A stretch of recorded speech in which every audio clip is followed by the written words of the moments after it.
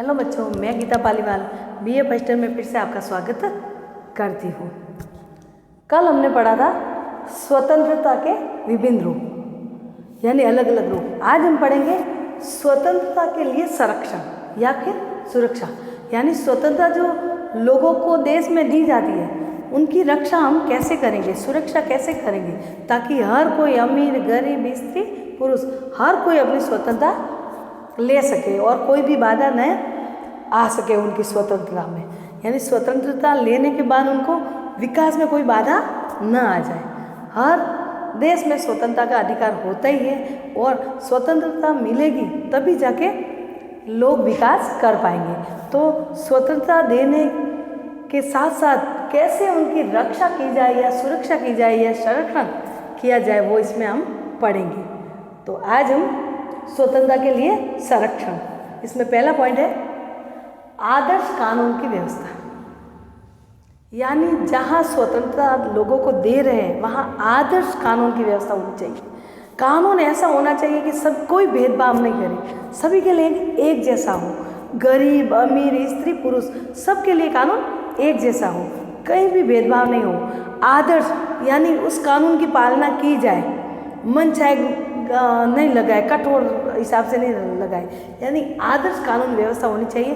तो वहाँ लोगों को अच्छे से स्वतंत्रता मिल सकती है।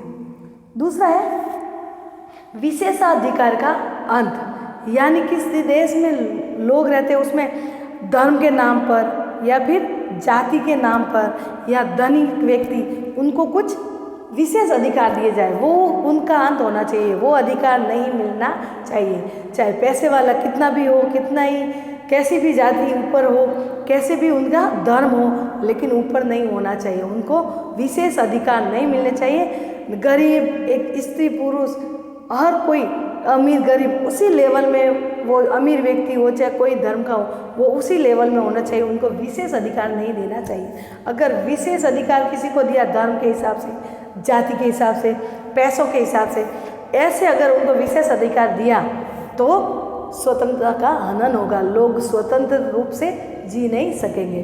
तो विशेषाधिकार का अंत होना चाहिए। किसी को भी विशेष अधिकार नहीं देना चाहिए, तभी सभी को स्वतंत्रता मिलेगी। तीसरा है लोकतंत्र शासन। आज तो आधुनिक में सभी लोकतंत्र है, यानी जिस देश में हर देश में लोकतंत्र शासन, जहाँ जनता द्वारा चुना गया शासन और जनता की शक्ति सर्वोच्च हो, यानी जनता की शक्ति होगी। जब शासन व्यवस्था जो सरकार गलत कार्य करने लगे, स्वतंत्रता का हनन करने लगे, तो जनता उनको हटा सकती है। इसमें जनता की शक्ति सर्वोच्च होती है। तो जहाँ पे लोकतंत्र शासन होगा वहाँ स्वतंत्रता की रक्षा होगी या संरक्षण होगा। चौथा है मूल अधिकार। मूल अधिकार संविधान में किसी में भी लिखा हुआ मूल अधिकार होना चाहिए। लोगों के मौलिक अधिकार होने चाहिए, तभी वो स्वतंत्रता से खुले हिसाब से वो स्वतंत्रता का यूज कर सकते हैं। क्योंकि मौलिक अधिकार हमें भी संविधान में 6 मौलिक अधिकार दिए, तो मौलिक अधिकार के लिए हम कानून में जा सकते हैं। हमारे अधिकार को कोई हनन करे तो हम कानून में जाकर हमारे अधिकार को मांग कर सकते हैं। किसी ने हनन किया, हमारे अधिकार को छीनने की कोशिश की, तो हम न्यायालय में जा सकते हैं और हमारा अधिकार को वापस ले सकते हैं। तो ये है कि जहाँ लोकतंत्र में मौलिक अधिकार होंगे वहाँ स्वतंत्रता का हनन नहीं होगा और उनकी रक्षा होगी। किसकी? स्वतंत्रता की रक्षा होगी। तो मूल अधिकार होने जरूरी है। आज अमेरिका, भारत, फ्रांस सब जगह मौलिक अधिकार है। तो मौलिक अधिकार से लोगों को स्वतंत्रता सही ढंग से मिलती है और कोई भी बीच में बाधा नहीं आती। क्योंकि मौलिक अधिकार हनन होगा तो लोग न्यायालय में जाएंगे और अपने अधिकार को ले सकते हैं। 5 है स्वतंत्र न्यायपालिका। यानी न्यायालय स्वतंत्र होनी चाहिए, वो कार्यपालिका के अंडर में या किसी के दबाव में नहीं होनी चाहिए। स्वतंत्र न्यायपालिका होनी चाहिए, उनको स्वतंत्र होकर फैसला करना चाहिए। वो किसी दबाव में फैसला नहीं करे तो वहाँ स्वतंत्रता का हनन नहीं होगा। नहीं तो अगर न्यायपालिका स्वतंत्र नहीं रही तो हर कोई दबाकर या बड़ा जो धनिक व्यक्ति है उनको दबाकर गरीबों का स्वतंत्रता का हनन कर सकता है। उनकी जो भी विकास के लिए बाधा वो और भी कर सकता है। इसलिए स्वतंत्र न्यायालय, हमारे यहाँ स्वतंत्र न्यायपालिका है, यानी स्वतंत्र न्यायपालिका होगी तो वहाँ पे हमेशा स्वतंत्रता की क्या होगी, रक्षा होगी या सुरक्षा होगी। तो न्यायपालिका हमेशा स्वतंत्र होगी, तब जाके लोगों को स्वतंत्रता मिलेगी, क्योंकि बिना किसी दबाव के न्यायपालिका उनका फैसला कर सकती है। पांचवा है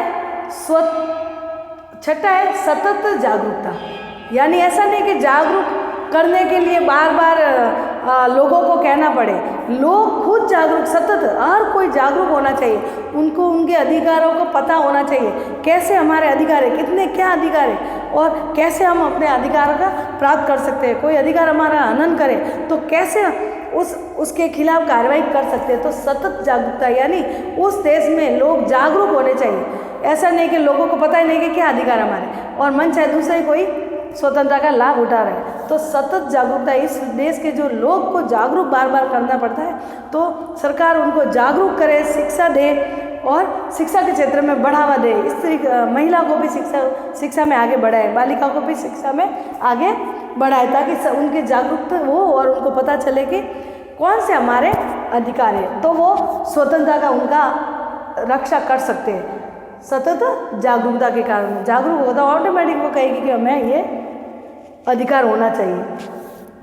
सातवां है शक्तियों का पृथक्करण, शक्तियों का बंटवारा, यानी कार्यपालिका की अलग शक्ति और न्यायपालिका की अलग शक्ति, शक्तियों का बंटवारा होना चाहिए, तब जाके स्वतंत्रता का रक्षा कर सकते हैं। अगर कार्यपालिका के अंडर में न्यायपालिका रही तो स्वतंत्रता की रक्षा नहीं हो सकती। तो पहले भी ये कहा है कि स्वतंत्र न्यायपालिका होनी चाहिए। इसी तरीके से शक्तियों का पृथक्करण, यानी शक्तियाँ न्यायपालिका की अलग होनी चाहिए, व्यवस्थापिका की अलग होनी चाहिए और कार्यपालिका की अलग होनी चाहिए। न्यायपालिका कोई कार्य करे तो व्यवस्थापिका कार्यपालिका कोई उसमें बाधा नहीं पहुँचाए। तो शक्तियों का पृथक्करण, शक्ति अलग अलग होनी चाहिए तीनों के, सरकार के तीनों अंगों को, तब जाके न्यायपालिका स्वतंत्रता की रक्षा कर सकता है या संरक्षण कर सकता है।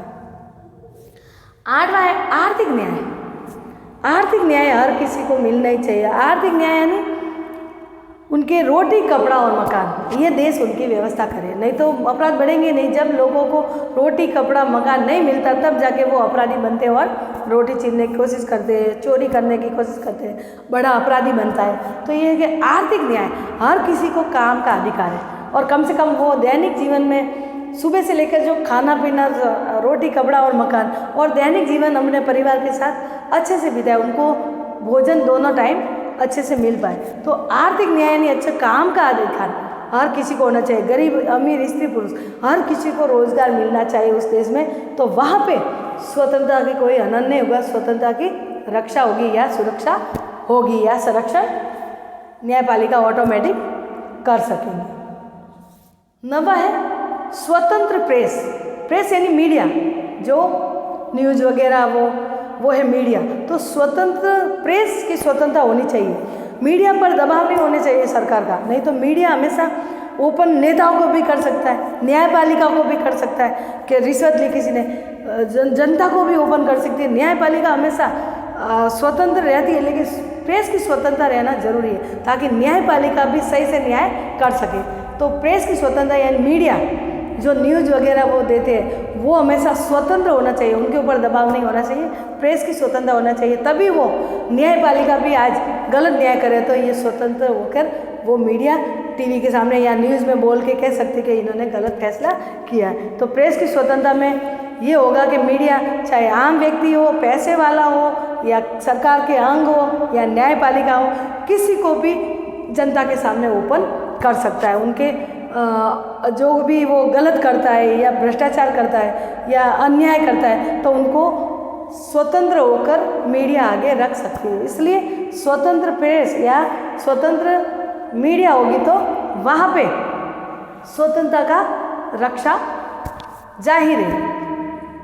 लास्ट है स्थानीय स्वशासन। स्थानीय स्वशासन यानी त्रिस्तरीय बना, जो हमने भी अभी बाद में अपनाए हैं 1959 में, त्रिस्तरीय बनावट, जैसे कि केंद्र, राज्य और ग्रामीण क्षेत्र में भी नगर पालिका और ग्राम सभा, ऐसे दो नगर, शहरी में है नगर पालिका और ग्रामीण है ग्राम सभा। तो ऐसे 3 स्तरीय नगर निगम, नगर परिषद नगर पालिका, ग्राम सभा, ग्राम पंचायत, ये ऐसे 3 स्तर पर बनी हुई है। तो स्थानीय स्वशासन यानी गाँवों में भी ये सरपंच वगैरह होने चाहिए, उनको भी